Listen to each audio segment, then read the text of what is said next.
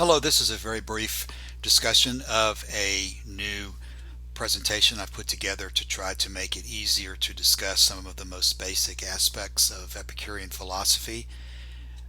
This presentation is going to be available at epicureanfriends.com/5 stars. And if you navigate to that address, you will see this opening page that you see here. The first page of this is intended to be a summary of some of the most basic high-level conclusions of Epicurean philosophy. I should say that there's nothing magic about dividing anything into fives here. There's nothing magic about stars. I've put the presentation together like this just as a matter of putting the basic points into a digestible set of bytes that someone can read, listen to, and think about at one time without being overwhelmed by tremendous amounts of detail. First of all, the first one I've listed here, and I haven't listed these in terms of 1, 2, 3, 4, 5 either. I think they're all important and they all relate to each other, and to some extent they can be taken in any different order. But just for purposes of this presentation, we're going to go with what's here on this chart.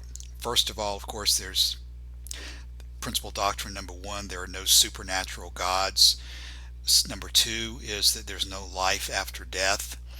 And then doctrines number 3 and 4 and much of the rest of the philosophy discuss that pleasure is the guide of life, which is the phrase from Lucretius, and the rest of the philosophy is informed as well by the idea that pleasure is the foundation of happiness. And then the fourth on this summary star is that the goal of life is happiness.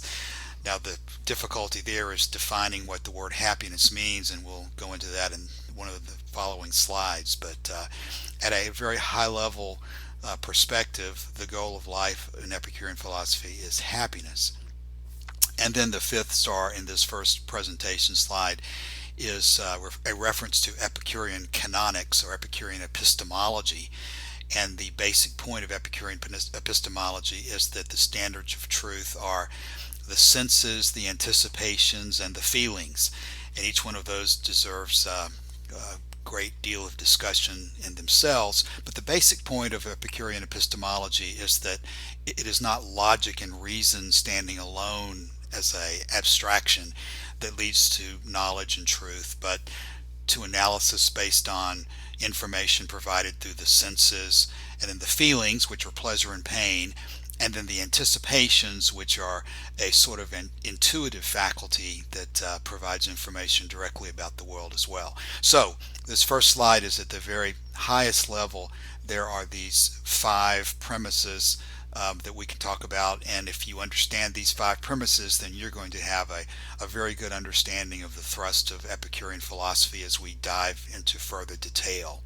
So the first of these 5 that we'll dive into more detail on is that there are no supernatural gods, and this presentation is set up so that you can click on the arrow and move to the second slide, and this slide is devoted to the point that there are no supernatural gods.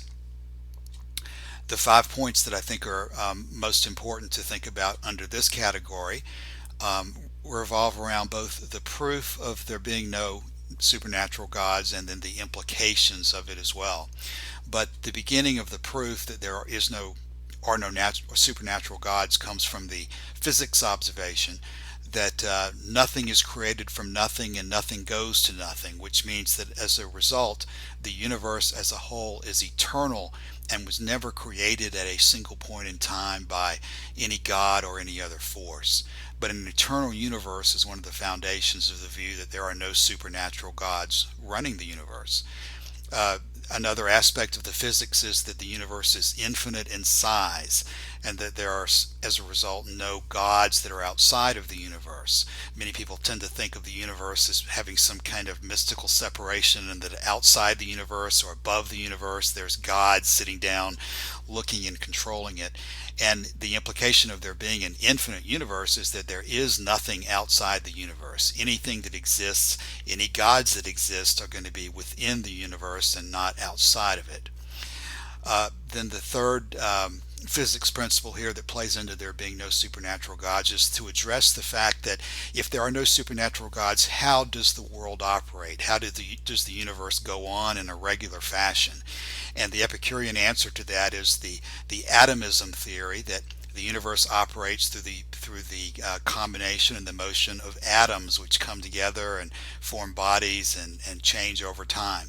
So that this point is that the universe operates through natural processes based on combinations of matter and void.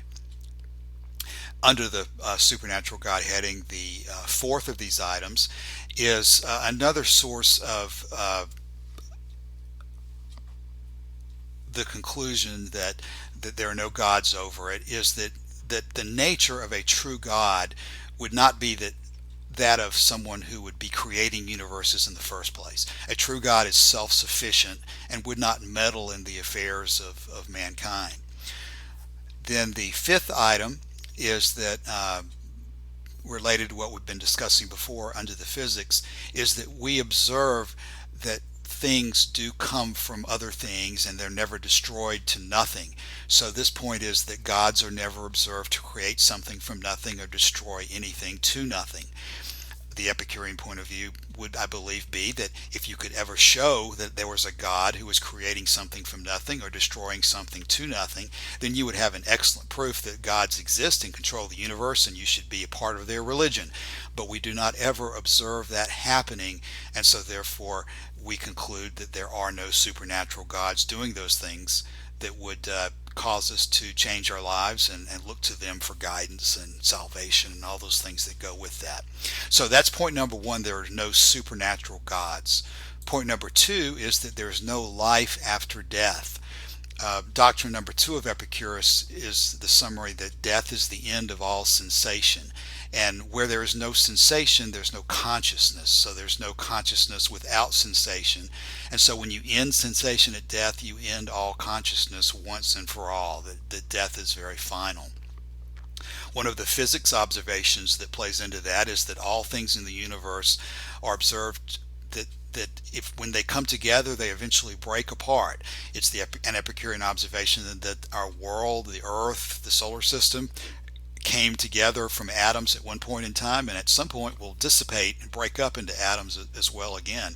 And that applies not only to the earth but also to human beings. So when we are born and come together, our bodies are generated from pre-existing materials. Eventually our bodies will break apart, and that whole that has come together will dissipate and be gone as well. The related point there is that the soul is born with the body and cannot survive without it. There's no evidence that there's something that exists floating in the air that inhabits the body at conception or at any other point, and there's no evidence that that soul which supposedly inhabits the body can survive without the body. So that's an aspect of the observation that there's no life after death. One of the implications of this is that if there's no life of death, there is certainly no heaven or hell, which acts as a reward or punishment for people for the things they do in life. And then the last of these 5 points is that as a result of these other observations, we know that if our life ends at death, our life is very short, and the time that we have is too precious to waste it. So we therefore need to be looking carefully at the meaning of life and the reasons for life and our goals and our guides, and use our time as efficiently and as carefully as we possibly can. Then that's the 5 points that relate to no life after death. If we move forward to the third point of the star, pleasure is the guide of life and the foundation of happiness. Everyone knows that pleasure is one of the main focuses of Epicurean philosophy, but there's a lot of debate about what pleasure means and the role of pleasure. And we're not going to get into the details of that debate here, but we resolve that debate and any other aspect of Epicurean philosophy by looking at the premises that revolve around it. And Epicurus is very clear about happiness being the goal. In the letter to Menicius and different places that Epicurus is recorded as having written, happiness is the goal of life. The first of these points on this chart is that when you dive into what Epicurus is really describing when he discusses happiness, he is not discussing anything else other than pleasure and how pleasure in life should predominate over pain. So happiness is best thought of here as the consciousness of pleasure predominating over feelings of pain. The second item on this star would be that pleasure and pain are not restricted to physical activities. We are not just talking about sex, drugs, and rock and roll when we discuss pleasure. We're not just discussing hunger and physical pain when we're discussing pain. We're discussing all types of physical and mental feelings. Everything that we do in life that evokes an emotional response from us. Every artwork, every piece of literature, everything that anybody wants to suggest as a sophisticated level that puts pleasure and pain to shame. If we value something, it's because we find pleasure in it. If we disvalue something, it's because we find pain in it. That's the analysis that Epicurus is pointing out when he discusses pleasure as the foundation of happiness. And it related to what I just said is that Epicurus is specifically recorded to have stated that when you discuss pleasure and pain and talk about physical and mental pain, you have to consider that mental pain is frequently more intense than physical pain. So again, we're not just discussing the supposedly low forms of pleasure and pain that opponents of Epicurus accuse him of focusing on. Epicurus specifically knew that mental pleasures and pains are more important to us than the physical ones. Then the result of these premises is that pleasure is to be pursued, and pleasure is the guide of life. The guide of life is not acting nobly. The guide of life is not listening to God. The goal is to pursue pleasure throughout your life as long as you live. And then pain is to be avoided. But it's also very clear in the writings of Epicurus that we do not always avoid all pain. We accept pain and even invite pain when it brings to us happiness, when it brings to us pleasure that outweighs the pain over time. So those are the aspects in which pleasure is the guide of life and the foundation of happiness. The next point is that the goal of life is happiness. Now, if we refer back to the distinction here is that pleasure serves as the guide of life and it's the foundation of happiness. But as we just said when we discussed this particular point of the star, we do not always every moment select pleasure, because sometimes we have to accept pain in order to find greater pleasure and avoid greater pain later on. So the process therefore means that the goal is something different than the guide, and the goal of life is happiness. Epicurus specifically says in the letter to Menicius that if we have happiness, we have all we need, and if we lack happiness, we do everything we can to gain it. The point here is that with the goal of life being happiness, that eliminates other contenders for the role of the goal of life. Those who would suggest to you that piety, that listening to God is the goal of life, that's written out of Epicurean philosophy because there are no supernatural gods. There are many, such as the Stoics, who would suggest to you that virtue is the goal of life. But there is no absolute standard of virtue floating in the air, in the universe, written by God, anywhere else that tells you that there's a certain thing that you must do and nothing else. Likewise, there's no absolute reason. Some people consider that the goal of life, that humans are distinguished by their reason, and so forth. The goal of your life is to be reasonable. But that reason in itself is no reason to do anything. It's only because something brings pleasure or avoids pain that gives us a motivation to do anything in this life. And the same goes with justice. There's clearly no absolute justice. Epicurus discusses this in detail using Principal Doctrines 30 to 40, that there's no absolute justice that applies to every person at every place and every time. That the foundation of justice arises from agreement, which assists both parties and everyone involved in justice in the pursuit of happiness. And that if something no longer leads to the happiness of the people involved, it is no longer just. That's a clear aspect of Epicurean philosophy from the last 10 of the principal doctrines. The implication of what we're discussing as well is that the whole concept of virtue, piety, reason, and justice, those are valuable only insofar as they bring happiness, as they bring pleasure that contributes to life. This is discussed at length in Cicero's Own Ends, and it's one of the most important aspects of Epicurean philosophy because, again, there are no absolute standards that provide a goal in life. The goal of life for humans and all living things set by nature is pleasure over time, which is what we come to conclude to be the best definition of happiness. Which means as well that all actions are judged according to whether they bring happiness to the person involved.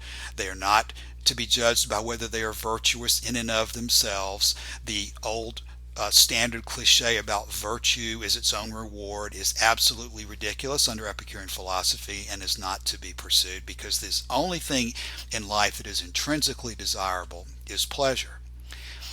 The next slide, the next point, is that the standards of truth are the senses, anticipations, and feelings.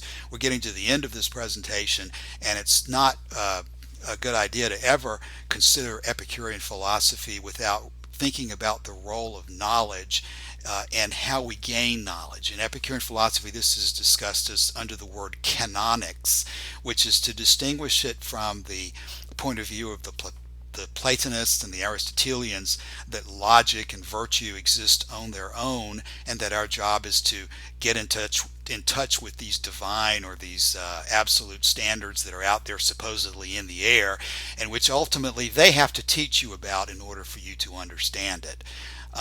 Epicurean philosophy is based on the faculties given us by nature as being what is all we need in life to achieve the goals that nature has set for us.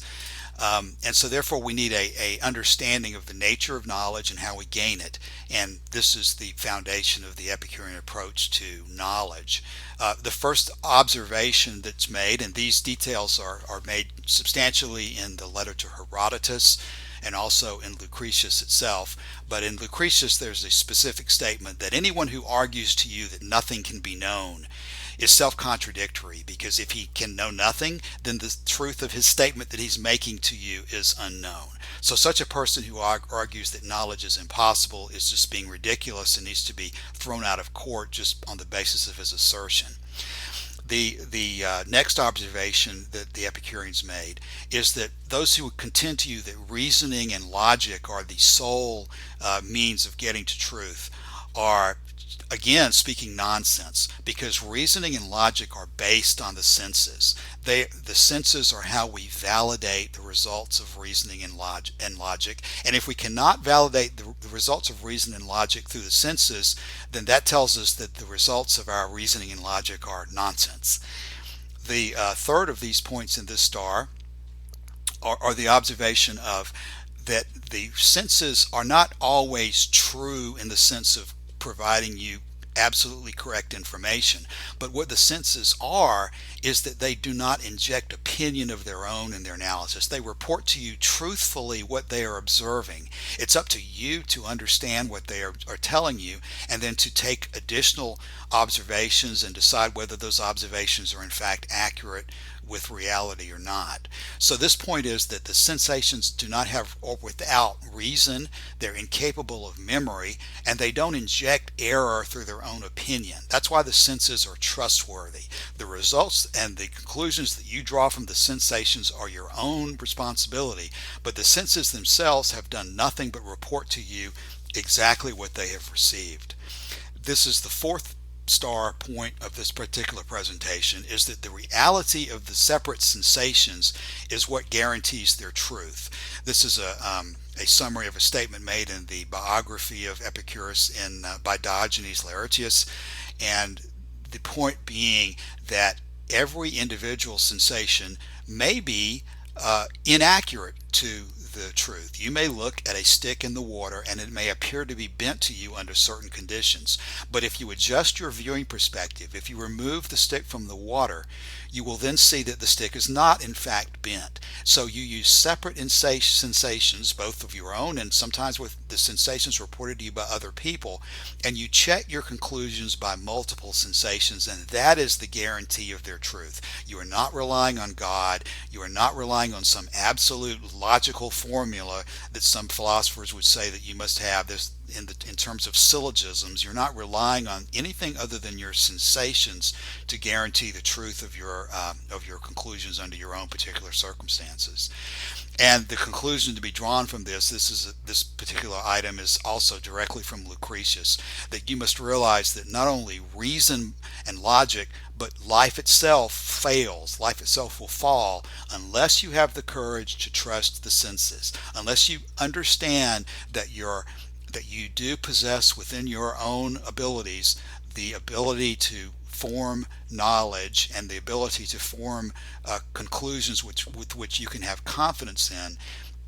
If you don't understand that process, if you think that knowledge is impossible, then your life is pretty much going to be a waste of time and it's going to fall to the ground because you're not going to have confidence in anything that you do. Your life will be full of confusion because you don't understand the goal and you don't understand the process of reaching the goal. So that's the fifth point of this short presentation. Summarizing it again, the 5 points that we've discussed today are that there's no supernatural gods that control the universe or that reward us and punish us after life. Everything that happens in the universe has natural causes to it. The second point is that there's no life after death. You should not be living your life in anticipation of what's going to happen to you after you die, because nothing is going to happen to you after you die. When you die, your life is over. You must use this life and this time in front of you as productively as possible. Then the next point is that pleasure is the guide of life and the foundation of happiness. There's no other goal out there. There's no other guide out there that you can rely on. There's no God whispering in your ear. There's no absolute reason. There's no absolute logic. There's really nothing in life that is intrinsically desirable in and of itself except for pleasure, which means that in fact the goal of life is happiness defined as the predominance of pleasure over pain. Everybody's circumstance is different. Everybody's lifespan is different.